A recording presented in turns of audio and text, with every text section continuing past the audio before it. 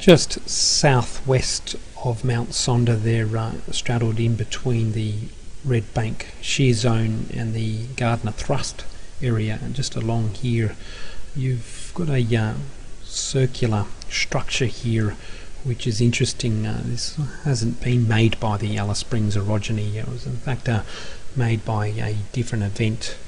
This time it was from outer space. 142.5 million years ago, a comet of about 600 meters in diameter came careening into the surface of Earth and created what ultimately became a 20-kilometer diameter crater, and the outer crater has all but disappeared there. But what we do have here is the inner crater. It's a complex crater here of about 5 kilometers in diameter there, and it is about 180 meters high above the plane level there.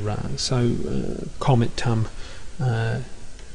obviously not as powerful as a meteorite there, but it's certainly packed a punch in this particular case there. And comets have been thought that come from the outer part of the solar system and made major contributions to the world's oceans here, which is interesting from that water point of view. But for the Western Aranda people, they see it for what really is actually the story that Mavis Mabanka and her family have. Describes it as a baby in a Kuluman coming in from the Milky Way, having been knocked off, and crashes to Earth there and is covered by the sand, and then we have the morning and evening stars, the parents looking for their earthbound baby there, and that's the overview of that particular story.